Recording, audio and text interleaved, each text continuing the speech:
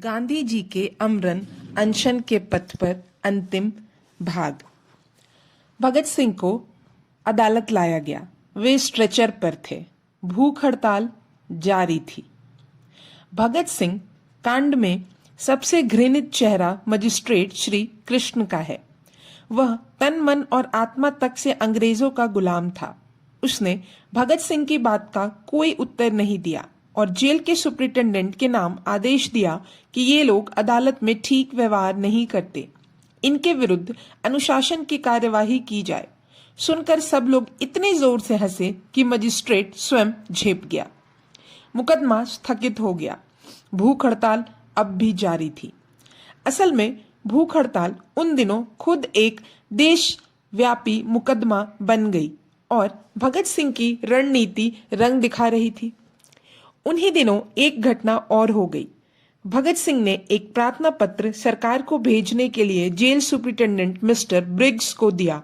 Briggs ने कहा, इसमें कुछ लाइनें आपत्तिजनक है, इन्हें आप निकाल दें तो मैं इसे ऊपर भेज दूंगा। भगत सिंह तैयार नहीं हुए और उन्होंने आग्रह किया कि ऐसे ही इसे भेजा जाए, पर इसके लिए मिस्टर ब्रिग्स तैयार नहीं हुए। दूसरे दिन सुबह ही सुबह दैनिक ट्रिब्यून का जो अंक प्रकाशित होकर आया उसमें यह सब छपा था। यह भगत सिंह के प्रचार तंत्र का ही एक चमत्कार था। वे चाहते थे कि उनके क्रांतिकारी विचार जन तन तक पहुंचे। ब्रिटिश हुकूमत जेलों में क्रांतिकारियों पर जो अत्याचार करती है वे अखबारों में छपे, जिससे नई पीढ़ी में अंग्रेजों के प्रति घृणा जन्म ले और क्रांतिकारी आंदोलन और भड़के। यतीन्द्र नाथ दास की मृत्यु के बाद भूख हड़ताल के समाचार अखबारों में ज्यादा स्थान घेरने लगे। जनता में उबाल आने लगा था। अंग्रेज सरकार परेशान हो उठी।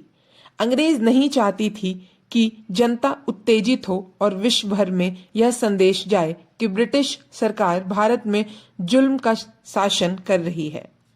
देश के नेता जो ब्रिटिश सरकार के साथ मिलकर काम कर रहे थे, वे भी जनता की नाराजगी मोल नहीं लेना चाहते थे।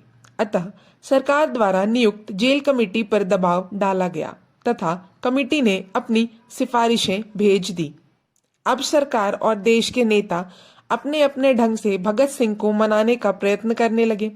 भगत सिंह समझ गए कि यही वह चरम बिंदु है जिसे हासिल करना उनकी भूख हड़ताल के उद्देश्यों में से एक था। भगत सिंह ने अपने साथियों से सलाह की और घोषणा कर दी, हम भूख हड़ताल समाप्त करने को तैयार हैं, परंतु एक शर्त पर। सरकार हमारे सभी साथियों को एक साथ इकट्ठा होकर हड़ताल खोलने की व्यवस्था करवाए, अर्थात मीडिया तक एक और बड़े समाचार, क्रांतिकारियों की जेल अधिकारियों पर विजय के पहुंचने का मार्ग खोल दिया। सरकार इस समय दबाव में थी।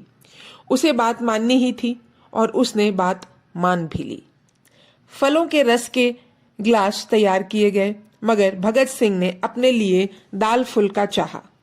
डॉक्टर की राय में इतनी लंबी भूख हड़ताल के बाद एकदम ऐसी खुराक लेना स्वास्थ्य नियमों के विरुद्ध था।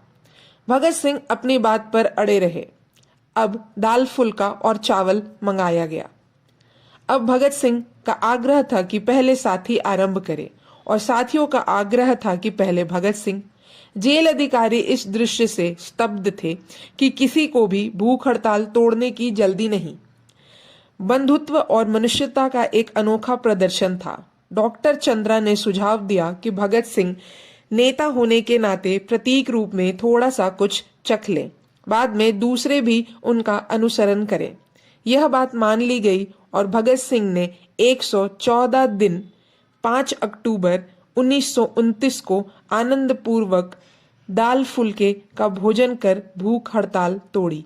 पत्रों में यह समाचार छपा तो जनता के मन को शांति और सांत्वना मिली। यह था अंतिम भाग। अब हम अगले भाग में जानेंगे ऐतिहासिक मुकदमा जो भगत सिंह पे चलाया गया। तब तक के लिए धन्यवाद।